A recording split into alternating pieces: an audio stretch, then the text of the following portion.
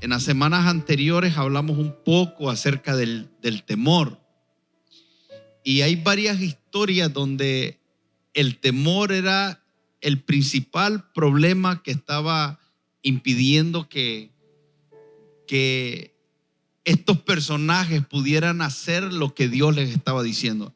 Habían promesas, habían anhelos en el corazón de Dios para ellos, pero en el intercambio donde Dios les estaba hablando, se podía ver reflejado todo lo que les impedía, por causa de lo que estaba establecido en su mente y en su corazón, poder recibir esa palabra del Señor. Y Gedeón es uno de esos.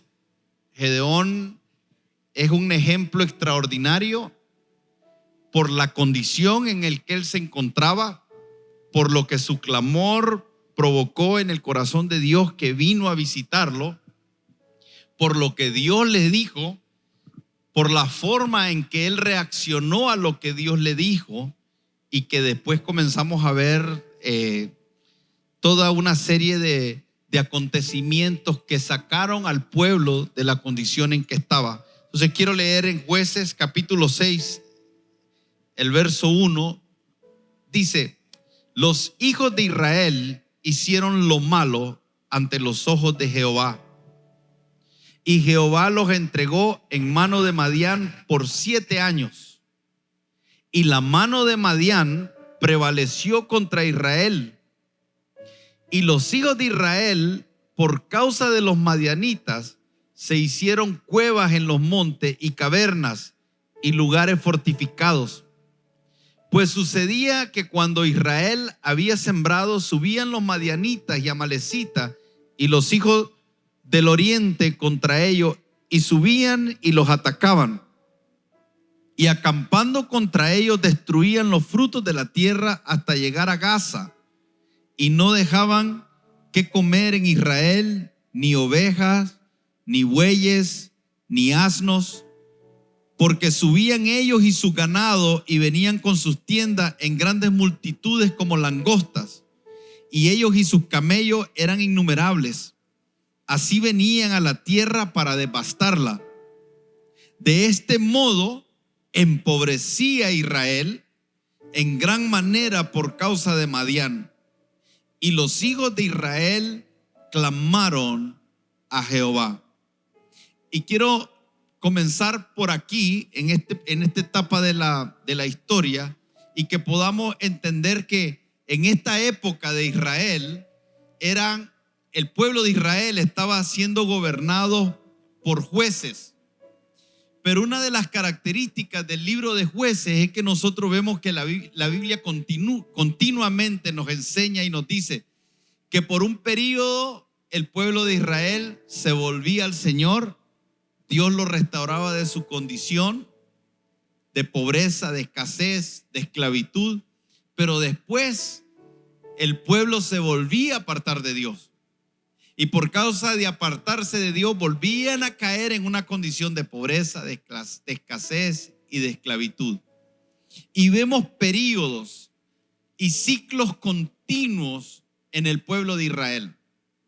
Esta es una de las cosas que más me llama la atención del libro de Jueces, porque yo quisiera decir que lo que pasa con la iglesia del Señor es que el Señor los saca de Egipto y pasamos por un desierto, pero luego nos introducimos a la tierra prometida y vemos cambios en nuestra vida y ya no regresamos nunca atrás. Pero por el contrario a eso, que es el deseo de Dios, todos vamos a pasar por un ciclo en el cual el Señor nos va a sacar de Egipto y tendremos que pasar por un desierto. ¿Por qué? Porque hay un principio que hay que entender. Dice la Escritura que todo lo que el hombre sembrare, eso también segará. Un ciclo de bien comienza cuando alguien deposita una semilla de bien. Un ciclo de bendición inicia cuando alguien deposita una semilla de bendición. Esa semilla que se deposita en la tierra va a pasar por un proceso. donde va a germinar y va a crecer la planta, y después vendrán los tiempos en que comeremos de ese fruto de bendición. Yo quisiera poderle decir a ustedes y decirme a mí mismo que las cosas pueden avanzar más rápido o que van a avanzar más rápido, pero la verdad que hay procesos por los que tenemos que atravesar. Uno quisiera venir a la iglesia y que el Señor resolviera todos los problemas de una vez. Uno quisiera venir a la iglesia y ver cómo su matrimonio entra en un estado de bonanza y de gozo y de alegría de una vez. Uno quisiera ver cómo las finanzas cambian en un instante, ¿no? Y ver cómo salimos de la deuda de un día para otro. Y no me malinterprete, el Señor puede hacerlo. El Señor puede hacer un milagro en un instante que cambie tu vida por completo. Pero hay cosas que nosotros debemos de entender que tienen que ver más con nosotros que con Dios. Los procesos nos enseñan. Los procesos traen orden. Los procesos traen experiencias, enseñanzas, revelación que el Señor quiere que podamos atesorar, no solamente para que salgamos de la condición en que estamos, sino para que no nos volvamos a meter en esa condición. Hay milagros que hemos vivido que si no digerimos bien lo que el Señor quería enseñarnos, lo que el Señor nos estaba entregando, si tomamos livianamente y no nos tomamos el tiempo para pensar, para analizar qué me llevó a esa condición, qué fue lo que me sacó, la tendencia es que repitamos los mismos errores. Los procesos hacen que aprendamos a hacer bien las cosas, que reconozcamos la siembra y la cosecha. Pero dice aquí que cuando nosotros leemos lo que pasaba con el pueblo de Israel, es que el pueblo de Israel empobrecía. El pueblo de Israel estaba metido en cuevas. El pueblo de Israel estaba escondido constantemente y siendo robado por 7 años. Pero nos dice qué era lo que estaba pasando. Israel hizo lo malo delante de los ojos de Jehová. Y aquí hay mucho que hablar y no me quiero detener en esto porque tenemos que entender que cuando nosotros hacemos lo malo y cuando nosotros hacemos lo bueno, lo hacemos delante de Dios. Muchas veces los hombres no te recompensarán por lo bueno que tú hagas, pero Dios, que ve lo que hacemos en secreto, sabe recompensarnos, sabe bendecirnos, sabe retribuirnos aquello que nosotros hacemos que es agradable a Él. Y esto nos debe de colocar en una posición espiritual donde comprendemos con claridad que cada acción de mi vida, cada decisión que tomo, cada resultado que llevo a cabo será delante del Señor.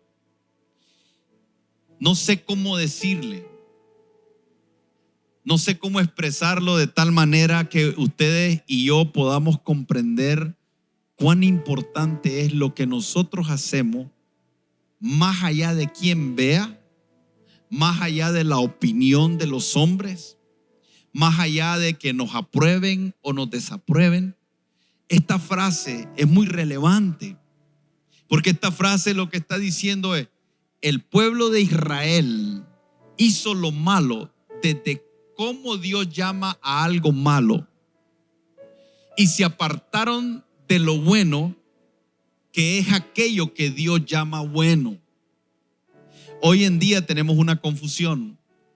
La confusión es personas que llaman a lo bueno malo y a lo malo bueno.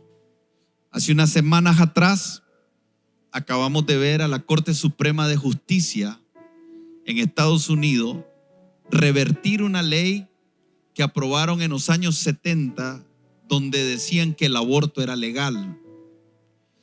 Y hoy en día nosotros vemos personas que están consternadas, están ofendidas, están molestas, están llamando injusto a la decisión de la Corte Suprema de Justicia de defender la vida, están llamando de abuso, están llamando de retrógrados, están llamando de todo, porque están diciendo que el derecho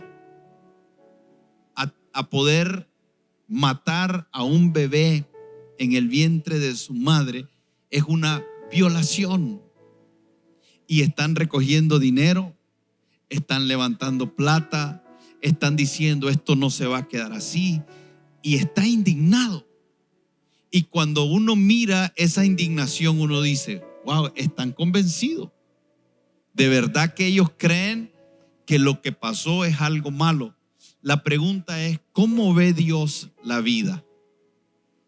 ¿Qué piensa Dios del aborto? Y desde ahí entonces nosotros tenemos que entender que no siempre lo que el hombre llama bueno es bueno. No siempre lo que la ley aprueba necesariamente porque es legal jurídicamente significa que sea aceptable delante de Dios. Hay derechos que yo puedo tener que no necesariamente son un derecho delante de Dios. Hay algunas acciones que puedan ser justas ante la ley de las diferentes naciones, pero que Dios tiene una visión diferente. Y por eso es que el Señor nos habla de que no hagamos nuestra justicia. Por eso es que el Señor nos habla de que nuestra justicia debe de ser mayor, porque nuestra justicia tiene una fuente divina. Entonces nosotros vemos a un pueblo de Israel que dice que estaba haciendo lo malo. Y me gusta esto, porque esto también quiero que usted lo entienda como un principio. Dice que Jehová lo entregó en las manos de Madián. Nosotros a veces creemos que lo malo que nos ocurre es porque Dios viene y trae castigo sobre nosotros porque alguien nos vendió la idea de que Dios esté en el cielo con una actitud de tal manera que está esperando que alguien se equivoque para dejarle caer un rayo del cielo, que lo consuma. Y eso es peligroso porque nosotros comenzamos, y vamos a verlo más adelante en esta historia, a juzgar a Dios de manera equivocada. Comenzamos a creer que lo que nos acontece es Dios que nos está causando un daño, y si Él es todopoderoso, ¿por qué no hace algo? Pero lo que dice aquí es que como ellos hicieron lo malo a los ojos de Jehová, Dios lo que hizo fue entregarlos. Esto es como que alguien te quisiera retener a la fuerza. Dios no nos va a retener a la fuerza. Dios no nos va a obligar a hacer absolutamente nada. Con todo el poder que Él tiene, aun cuando es omnipotente, Él termina diciendo, yo te doy la libertad de que tú hagas lo malo a mis ojos y lo bueno a mis ojos. Tú decides cómo vivir tu vida. Lo que Dios no puede hacer es retenerte bajo su sala y bajo su cobertura cuando tú estás tomando decisiones que lo que Él está obligado a hacer por causa de su misma palabra es simplemente a entregarte. Mucho del dolor y mucho del sufrimiento que hoy vemos en la humanidad es porque Dios ha tenido que entregar, ha tenido que soltar, y la humanidad cada día sufre más, cada día se desvía más, y vemos esa condición de que el pueblo de Israel dice que por haber sido entregado, ¿qué es lo que ocurría? Todo lo que sembraban, todo, y piense en sembrar, en trabajar. Piense como como cuando dice aquí, todo lo que sembraban, todo el esfuerzo, todo el trabajo, todo el sacrificio, porque el que siembra, siembra con la expectativa de cosechar. El que trabaja, trabaja con la expectativa de la recompensa. Entonces este pueblo estaba haciendo lo malo delante de Dios y no tuvieron la sensatez de pensar que cuando nosotros hacemos lo malo delante de Dios y Él tiene que soltarnos, también dejamos de recibir lo bueno de Dios, porque escogimos lo malo. Y entonces ahora, todo lo que sembraban, subían los madianitas, que es una tipología de demonios.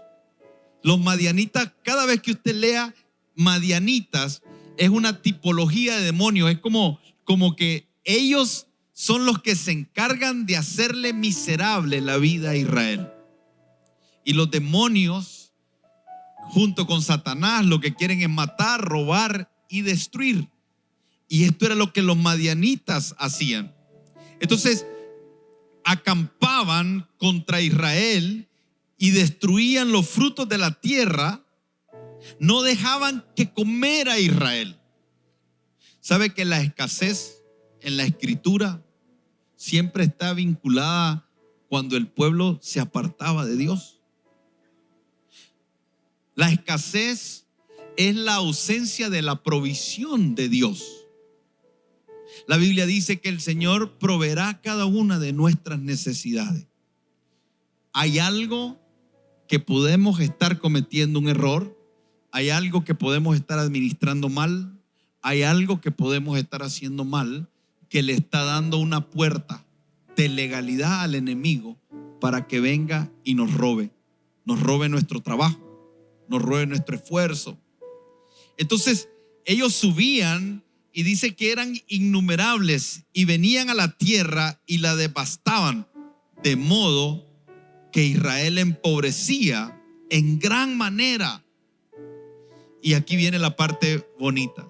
Dice, y el pueblo entonces, por lo que estaba pasando, clamaron a Jehová.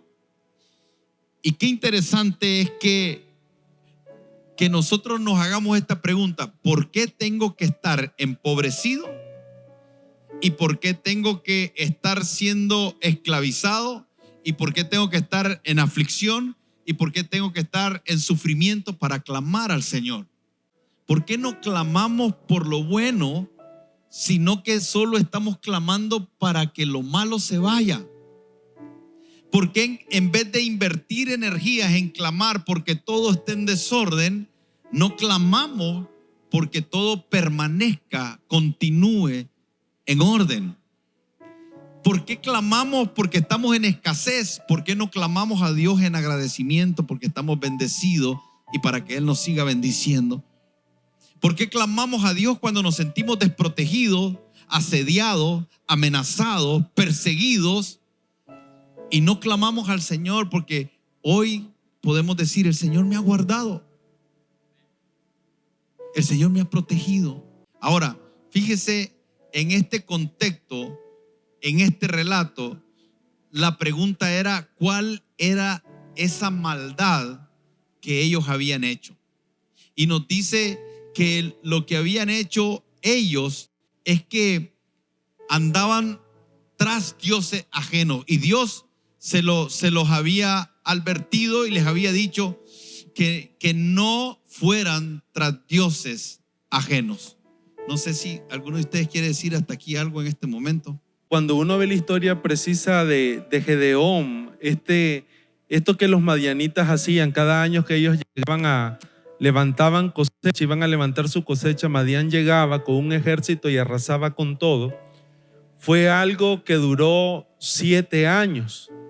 O sea, cuando la escritura dice en los primeros versículos del capítulo 6 que Dios permitió, lo que estaba diciendo era: esto fue algo que sucedió por 7 años. Y saltó ahí la pregunta: ¿por qué esperar 1, 2, 3, 7 años y no comenzar anticipadamente a buscar del Señor, a buscar la respuesta de Dios, a buscar ese clamor? Entonces muchas veces toleramos el dolor, toleramos lo que pudiéramos estar pasando, pero qué importante poder anticiparnos y buscar del Señor. Ahora, en el versículo número 7 hay algo que también me llama mucho la atención y habla así: y cuando los hijos de Israel clamaron a Jehová a causa de los madianitas, Jehová envió a los hijos de Israel un varón profeta, el cual dijo: así ha dicho Jehová, Dios de Israel: yo os hice salir de Egipto y os saqué de la casa de servidumbre. Literalmente empieza a recordar los hechos, las manifestaciones de Dios en el pasado con ese pueblo. En medio del momento de adversidad que mencionaba el pastor Arsenio, cuando ellos claman, Dios envía una palabra a sus vidas. Y qué interesante que tiene que ver con la manifestación de Dios a favor de ellos en el pasado. Los está conectando con ese conocimiento y ese recuerdo de que en su vida Dios se ha manifestado, en la historia de su vida, de ese pueblo, Dios se ha manifestado. Y muchas veces cuando nosotros estamos en ambientes difíciles, en circunstancias difíciles, en temporadas difíciles, va a ser importante recordar lo que Dios ha hecho con nosotros en el pasado. Porque esa va a ser una plataforma para que nosotros podamos primeramente estabilizarnos, por cuanto recordamos que en el momento malo Dios nos rescató. Y dice: os saqué de la casa de servidumbre, os libré de la mano de los egipcios y de mano de todos los que les afligieron, a los cuales eché delante de vosotros y os di su tierra. Y os dije: yo soy Jehová vuestro Dios. Qué importante es tener en mente todos esos momentos que el Señor ha levantado su mano a favor de nosotros. Amén. Esta parte donde Dios envía un profeta, hay algunas cosas que quiero leerles para que podamos ver cómo opera el Señor en esta historia específicamente. Porque lo que hace, en vez de enviarle un libertador primero, fíjese que lo que viene primero es la voz profética. Antes de Gedeón viene la voz profética. Antes de que Dios levante al que iba a libertarlos de la opresión, Dios lo que requería es que oyeran su voz. Y por eso es que lo que les dice es: yo fui quien los hizo salir de Egipto y los saqué de la servidumbre. Los libré de la mano de los egipcios y de la mano de todos los que les afligieron, a los cuales eché delante de vosotros y os di su tierra. Y les dije: yo soy Jehová vuestro Dios. Y aquí nos vamos a comenzar a introducir a la parte del temor, porque les dice: no teman a los dioses de los amorreos, en cuya tierra habitáis, pero no habéis obedecido a mi voz. Y aquí lo que Dios está diciendo: perdieron el temor a mí, y por causa de perder el temor hacia mí, lo que adquirieron fue temor a los dioses ajenos. Ahora, cuando nosotros vemos aquí y oímos la palabra dioses, cuando no estamos teniendo temor de Dios, entonces comenzamos a idolatrar algo, a colocar algo por encima de Dios. Y ellos, por causa del temor a los dioses ajenos, entonces tomaron a Dios y lo pusieron en un lugar inferior. A eso Dios le llama desobediencia. Y ahí es donde nosotros podemos conectar esto con el Nuevo Testamento, que dice: el perfecto amor echa fuera el temor. Y en el perfecto amor no hay temor. Cuando ellos pierden ese lugar de relación con Dios, de intimidad con el Señor, y se apartan de Él, entonces se abre una puerta donde comenzaron a mover en su vida todo desde un temor no a Dios, sino el temor a la circunstancia, el temor a los hombres, el temor a otros dioses. Y si entendemos esto, lo que nos está diciendo es: ¿qué te motiva? ¿Qué es lo que hace que tomes las decisiones que tomas? ¿Por qué vives de la forma que vives? O vivimos en el temor de Dios, o sin darnos cuenta estamos haciendo muchísimas cosas por temor a lo que no es Dios, y eso nos coloca en un lugar de desobediencia. Mire, a veces tenemos temor a la economía, tenemos temor a perder el trabajo, tenemos temor a que nos deje la esposa, tenemos temor a que nos deje el esposo, tenemos temor a que nuestros hijos se enojen con nosotros, padres que tienen temor que los hijos se vayan de casa, y comenzamos a tener temor a nuestro jefe, comenzamos a tener temor a las diferentes circunstancias, comenzamos a tener temor de todo, y desde ahí comenzamos a decidir. No crea, el temor es un gran motivador. El temor hizo que Adán se escondiera de Dios. El temor hizo que desde entonces ellos tuviesen vergüenza entre ellos mismos. El temor es un gran motivador. Usted o hace lo que hace por temor a Dios, o lo hace por temor a cualquier otra cosa. Pero el temor es un gran motivador. Entonces Dios oyó el clamor, pero no les resolvió inmediatamente, sino que lo primero que les envió fue una palabra profética. Cada vez que usted está en un problema, cada vez que está en medio de la adversidad, cada vez que está enfrentando una situación complicada, antes de buscar una solución, pregúntese primero qué es lo que Dios te está queriendo decir. ¿Quieres salir verdaderamente? ¿Quieres superar verdaderamente lo que te está aconteciendo? Yo te preguntaría esto: más que qué plan tienes, más que qué ideas creativas se te han ocurrido, más que a qué conclusiones llegaste, yo quisiera preguntarte: ¿qué es lo que Dios te dijo? ¿Qué es lo que sientes que Dios te está hablando? Y mire qué interesante, porque cuando Dios les habló del pasado. Primero los llevó al lugar cuando estaban en Egipto y en servidumbre. Porque una voz profética no siempre te va a llevar hacia el futuro, sino te va a llevar al entendimiento del corazón de Dios y de lo que Dios está queriendo mostrarte y de lo que Dios está queriendo enseñarte. Y muchas veces Dios lo primero que va a comenzar es a traer tu pasado. Qué bien nos hace a nosotros saber de dónde Dios nos sacó. Yo le pido a Dios que recordemos usted y yo constantemente de dónde Dios nos sacó, no porque estamos en una circunstancia donde el Señor nos tiene que decir: mira de dónde te saqué y mira dónde te volviste a meter. Mira lo que hice contigo y volviste a caer en el hoyo. Mira cómo con grandes señales, milagros y prodigios te prosperé y te bendije. Y mira cómo por malas decisiones te volviste a meter en esa circunstancia. Y el Señor nos lo va a decir en un tono de reproche, pero necesitamos aprender, porque si no vamos a cometer otra vez los mismos errores.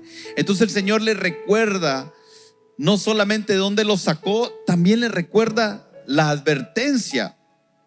La advertencia es: no vuelvas a caer en lo que caíste anteriormente. Entonces yo quiero decirle: mire su historia.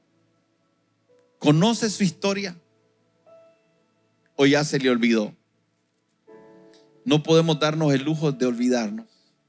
Por eso es que David decía: alma mía, alaba a Jehová, y no te olvides de ninguno de sus beneficios. Él es, no tú, no yo. No son tus capacidades ni tus amistades. No es que eres bueno, no es que tienes carisma y eres talentoso. No es que eres fiera y a veces somos como el gato que nos tiran para arriba y siempre caemos parados. No, es la misericordia de Dios, es la gracia de Dios.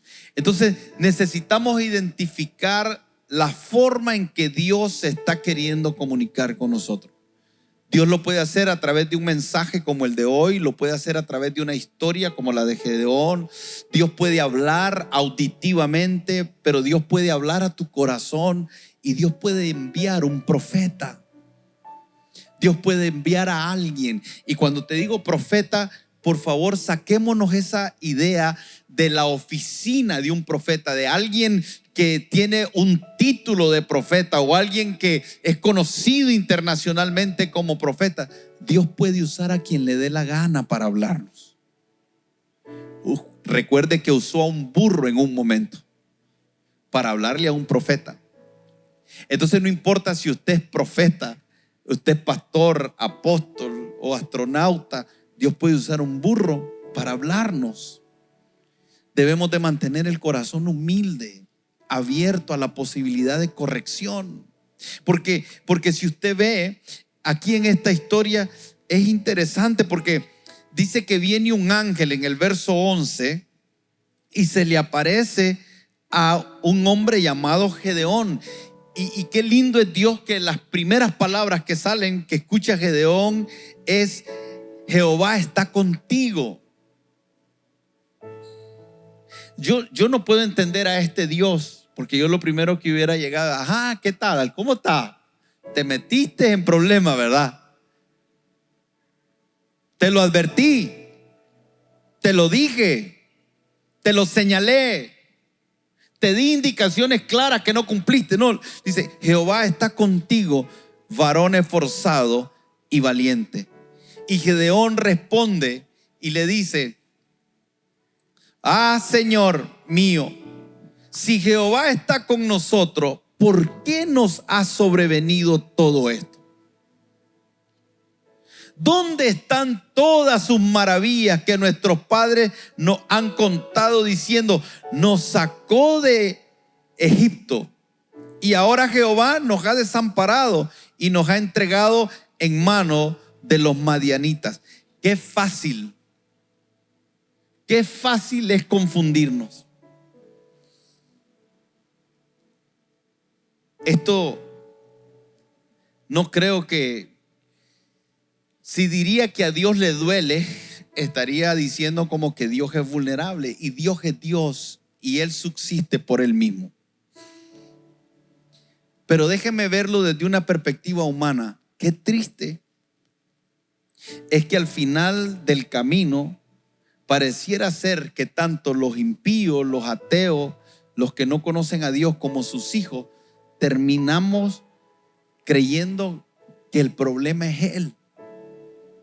¿Qué nos cuesta asumir responsabilidades de nuestras acciones? Y cuando nosotros no asumimos responsabilidad de nuestras acciones, corremos el peligro de amargarnos, corremos el peligro de enojarnos con Dios. Estoy viendo más gente enojada con Dios de lo que yo había visto en mi vida. Hoy en día hay mucha gente enojada con el Señor.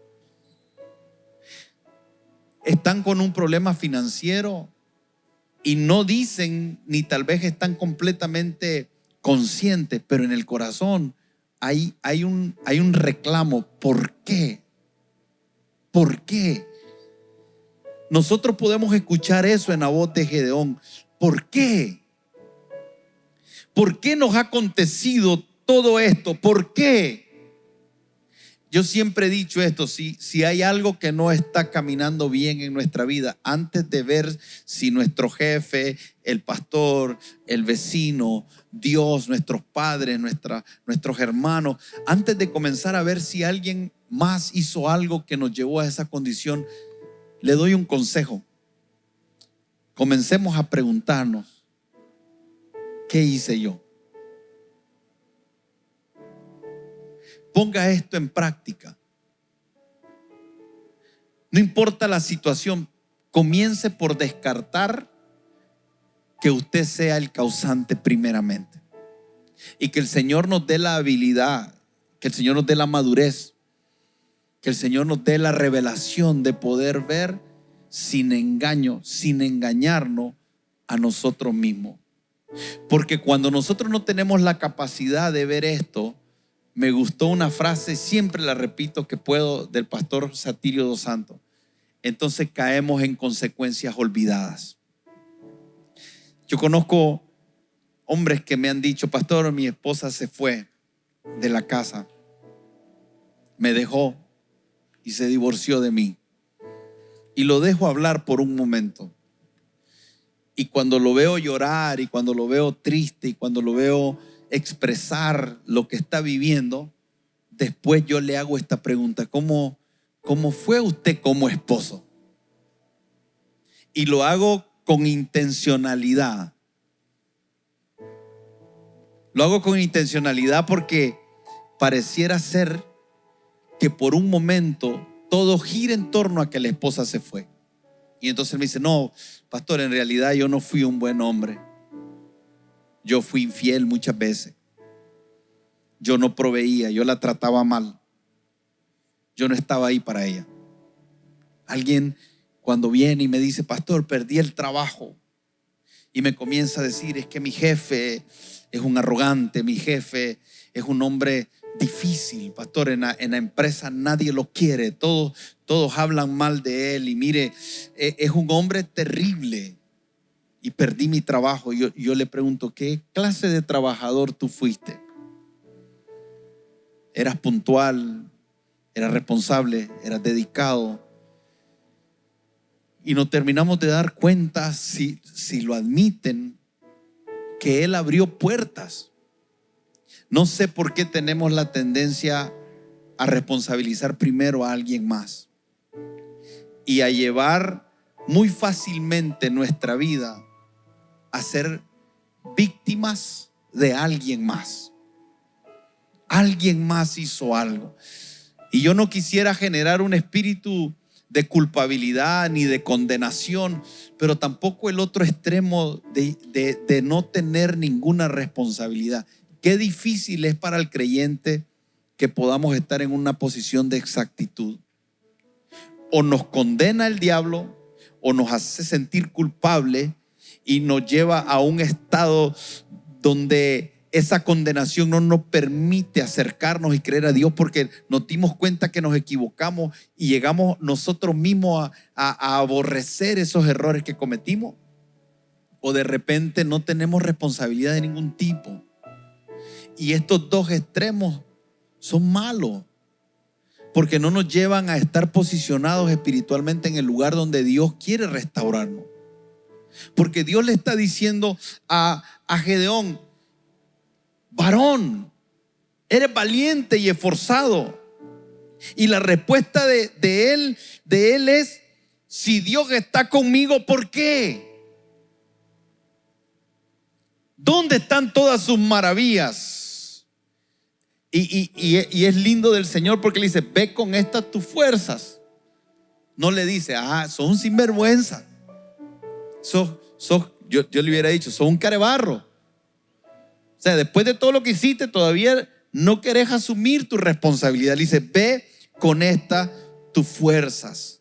Y no solamente te salvarás tú, sino salvarás a todo Israel. Y ahora viene una encomienda. La encomienda es: vas a salvar a todo Israel.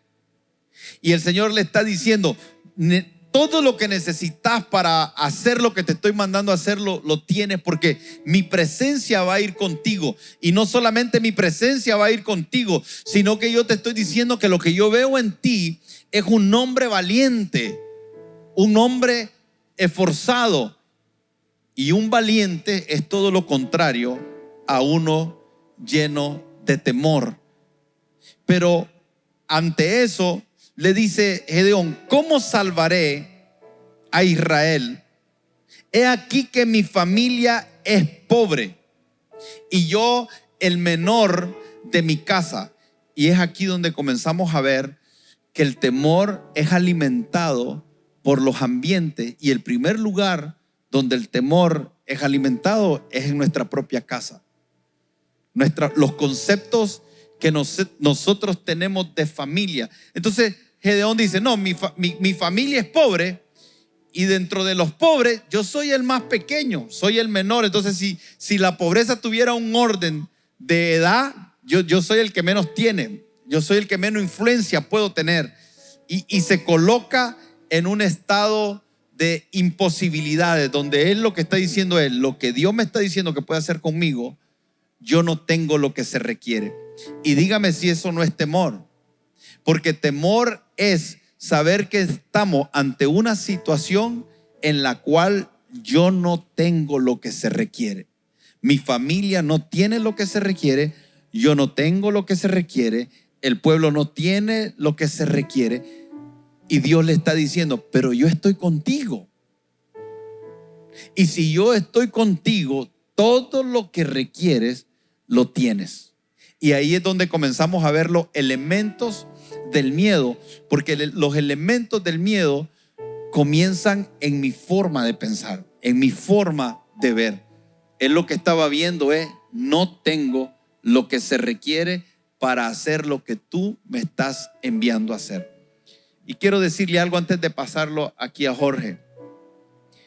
Nunca Dios te va a pedir algo que tú puedas hacer en tus propias fuerzas. Escuche lo que le voy a decir.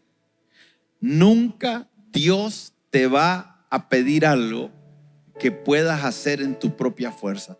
Vaya y lea desde Génesis hasta el Apocalipsis. Siempre que Dios le dijo algo al hombre, el hombre iba a requerir de su respaldo para poderlo llevar a cabo. Iba a requerir de obediencia para poderlo llevar a cabo. Iba a requerir de fe para poderlo llevar a cabo. Por eso es que cuando Dios te pide algo, lo primero que se levanta es el espíritu de temor. Lo primero que se levanta es la incredulidad. Es decir, no tengo lo que se requiere para lo que Dios me está diciendo. No sé en cuántas oportunidades usted ha tenido que leer un libro, una historia, para saber por qué pasa lo que pasa o por qué fue lo que llevó a eso que se está intentando narrar en ese libro, por qué ocurrió lo que ocurrió. Y a veces uno tiene que llegar hasta el final del libro para poder entender por qué pasó lo que pasó. Pero en el caso de Jueces capítulo 6 versículo 1, Dios comienza explícitamente diciendo el por qué pasó lo que pasó. O sea, Dios se anticipa a que usted y yo pudiéramos hacer un juicio precipitado de por qué Israel se encontraba en esa situación. Y comienza diciendo, los hijos de Israel hicieron lo malo. Ya de ahí en adelante no tenemos excusa, no tenemos pretexto, no tenemos duda de por qué Israel estaba en la condición que estaba. Habían hecho lo malo, habían desobedecido. ¿Y a dónde los había llevado esa condición? ¿A dónde los había llevado ese mal comportamiento, esa desobediencia? Dice la Escritura que ellos, dice, de modo que Israel se empobrecía en gran manera. No era se empobrecía, no, se empobrecía en gran manera. Lo que significa que muchas veces la desobediencia a lo que Dios dice que hagamos, la desobediencia a sus estatutos, la obediencia a sus palabras, la obediencia a lo que nosotros sabemos que en realidad le agrada a Dios, nos va a llevar a un estado de pobreza. Pero lo interesante es ver la percepción que tenía Gedeón de por qué estaba pasando lo que estaba pasando. Porque cuando Dios se le presenta a él, número uno, tenemos que volver a resaltar el asunto del temor. Gedeón estaba sacudiendo trigo en un lagar. Eso es como que usted está haciendo un trabajo de carpintería en un taller de soldadura. Nada tiene que ver sacudir trigo en un lagar, porque el lagar es para pisar las uvas o las aceitunas y sacar el aceite. Sin embargo, él estaba escondido allí por causa de temor. Y no solamente eso, sino que la Escritura es explícita y dice que era para esconderlo. ¿Por qué usted esconde algo? Uno esconde algo cuando uno quiere que nadie sepa dónde está o porque tiene temor de que se lo roben. Y él estaba allí en esa condición, en una condición de temor, en un lugar haciendo algo que no debería hacer y posteriormente para esconderlo. Pero cuando Dios se le presenta, lejos de, como dijo el pastor, resaltar ese temor o no ver en él todas las cosas buenas, sino malas, sino Dios resalta lo bueno de él y le dice, Gedeón, varón esforzado y valiente. Entonces comienza un reclamo de parte de él, no teniendo en cuenta lo que mencionamos al principio. Y la Escritura dice que no hay maldición sin causa. Las cosas malas no nos vienen simplemente porque nos vienen. Hay una causa de por qué vienen las cosas malas muchas veces a nuestra vida y no la entendemos porque muchas veces no hacemos un balance o un análisis de qué fue lo que hicimos para que eso viniera hasta nosotros. Y él le dice, ¿qué le dice Gedeón? Si tú hubieses estado, si yo fuera un varón esforzado y valiente y tú fueras nuestro Dios, no estuviéramos pasando todo lo que hemos pasado. La pregunta es, ¿de quién era la responsabilidad? ¿De Gedeón? Perdón, ¿de Dios o del pueblo de Israel que desobedeció? Entonces, hasta ese punto nosotros logramos entender claramente que había una percepción errada del pueblo de la condición que ellos estaban pasando. Lo mismo pasa muchas veces con nosotros. Nosotros pensamos que estamos haciendo las cosas muy bien y que las cosas que nos están pasando es por injusticia. Y no nos damos cuenta que en realidad las cosas que nos están pasando muchas veces son consecuencias de cosas que hicimos, de cosas que desobedecimos y por ende vinieron hacia nosotros. Entonces Gedeón le dice a Dios, hey, si hubieses estado con nosotros, si en realidad hubieses hecho todas las maravillas, no estuviésemos pasando todo lo que estamos pasando. El punto es, Israel estaba pasando todo lo que estaba pasando por lo que dice en el primer versículo, por cuanto ellos habían decidido desobedecer a Dios. Amén. Quisiera compartirles un poco acerca de la parte cuando el profeta viene a hablarle al pueblo. Hay algo que es importante ver y es que hay una historia antes, al inicio del versículo, del capítulo 6, versículo 1, que vemos todo lo que decía el pastor, lo que les está aconteciendo al pueblo. Y vemos un después cómo el profeta se presenta y lo que quiere hacer es entrar en razón a un pueblo para que pueda cambiar, para que pueda entrar en un estado de arrepentimiento. Acordémonos que arrepentimiento es cambio de dirección. O sea, el Señor les está diciendo, la dirección por donde vas te está trayendo pobreza, no estás creciendo, estás empobreciéndote, estás afligiéndote. Entonces el Señor lo que quiere es que cambien de dirección, porque el camino por donde vas no trae nada bueno. ¿Y cuánto tiempo tuvo que esperar el pueblo? 7 años, y cada vez se volvía más pesada esa mano. Y quiero dirigirme a las personas que por mucho tiempo han dejado de seguir al Señor. Personas que están en otra dirección y estás en este momento en aflicción. Estás en este momento, sientes que cada día más pesado es la mano sobre ti, sobre tu economía, sobre tu familia, sobre tus hijos. El Señor a través de este mensaje te está diciendo, cambia de dirección. Hay una oportunidad que en este momento Dios nos quiere hablar a nosotros.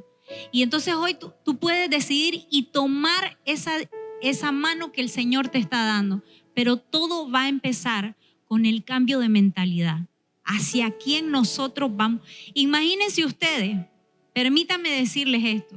¿Saben ustedes que entregar a la mano de Madián significa conflicto, rencilla? ¿Ustedes se imaginan que Dios te entregue al conflicto, a la rencilla, a un pueblo? Qué difícil es vivir en una vida así. Nadie es feliz viviendo así. Todos nos afligimos en conflicto y en rencilla.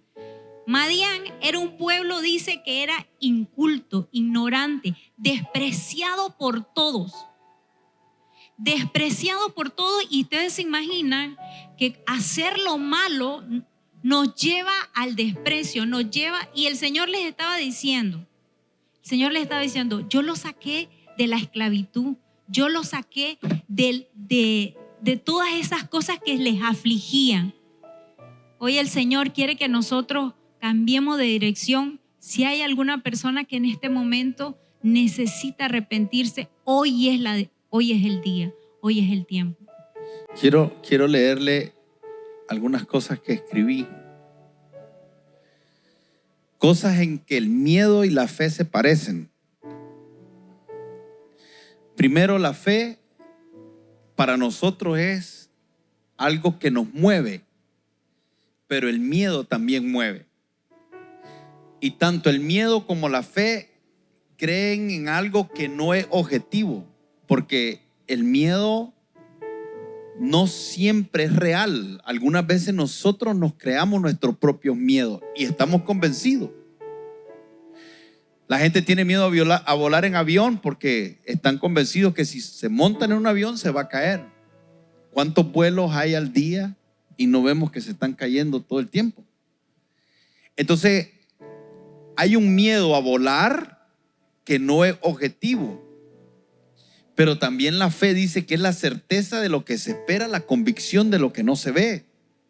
Si le pusiéramos a la fe los mismos ingredientes que le ponemos al miedo, ¿cuántas cosas no haríamos? Entonces, ambas no son objetivas y ambas se crean una perspectiva hacia futuro. El miedo ve un escenario terrible.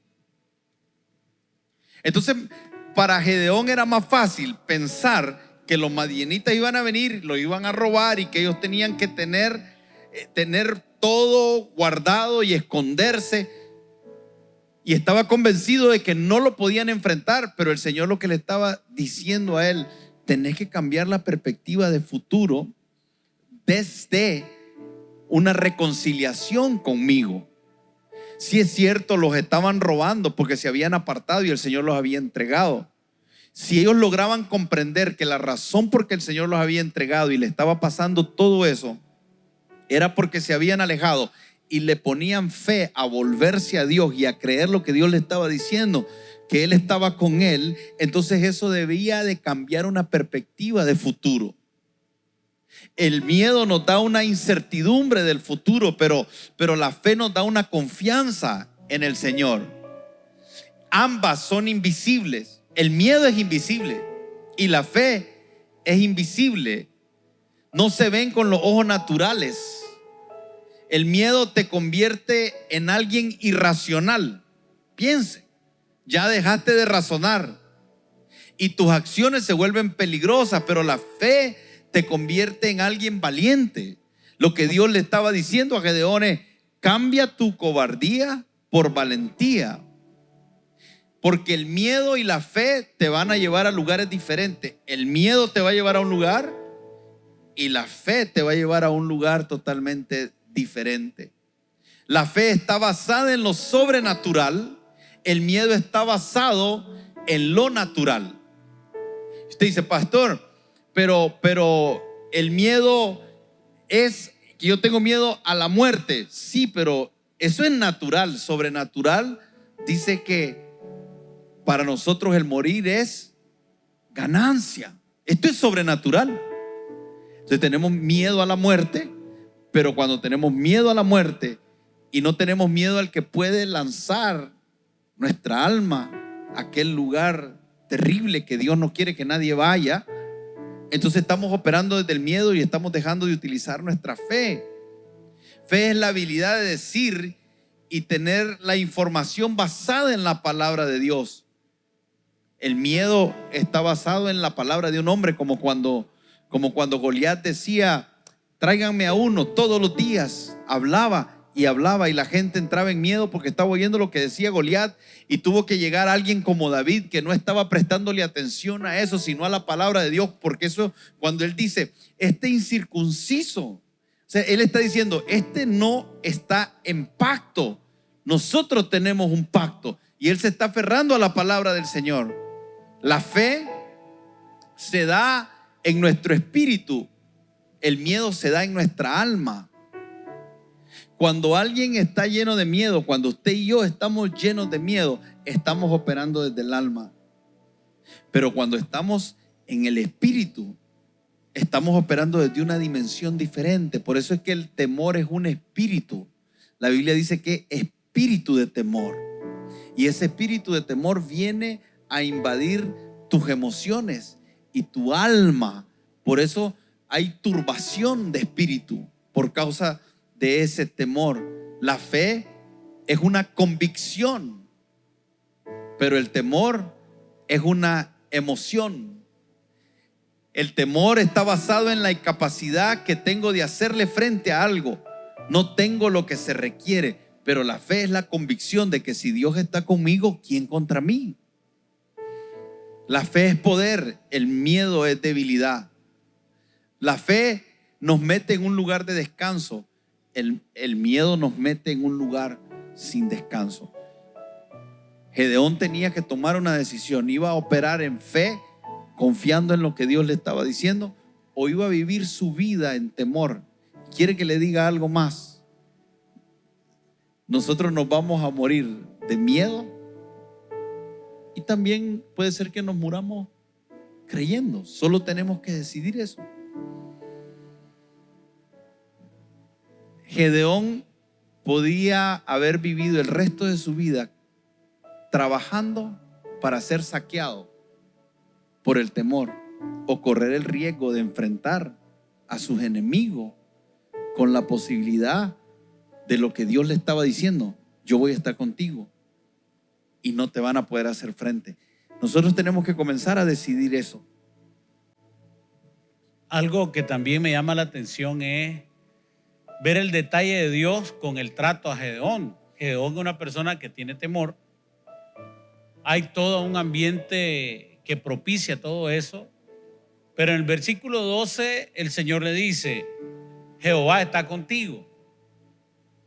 Muchas veces a las personas que están con temor no las abordamos de la forma correcta. Y en vez de hablarles con amor, y en vez de afirmarlo en el amor de Dios, algunos de nosotros no lo hacemos bien. Dios nos está enseñando una forma. Primero hay que hablar con amor a las personas que están en temor. Y Él le dice: yo estoy contigo, lo afirma, no estás solo. Luego le dice: varón valiente y esforzado. Literalmente Él no está en una posición de valentía en ese momento, pero le está hablando del futuro, de a dónde puede llegar si entiende que Dios está con él. Lo otro importante también es que Dios en el versículo 14 le dijo: ve con esta fuerza y salvarás a Israel de la mano de los madianitas. Y luego al final le vuelve a decir: ¿no te envío yo? Otra vez el Señor lo afirma y le dice: yo voy a estar contigo, te voy a respaldar, por causa de la respuesta de Gedeón. Y asimismo en el versículo 15 le vuelve a decir, al final del versículo 15: ciertamente yo estaré contigo y derrotarás a los madianitas como un solo hombre. Qué detalle el de Dios de tomar a Gedeón, conversar con él y literalmente afirmarlo y decirle: yo estoy contigo. Van a haber momentos en los que vamos a vivir situaciones que posiblemente quieran infundir temor a nuestras vidas. Qué importante es hablar con Dios en ese tiempo. Qué importante es buscar el rostro del Señor y tomarnos un tiempo para adorar en su presencia, para orarle a Él y poder escuchar lo que Dios tiene que decirnos, y escuchar a través de las Escrituras esas palabras, esos versículos, esos pensamientos de Dios que nos afirman y nos hacen sentir confiados. De esa manera nosotros vamos a poder salir de ámbitos de temor.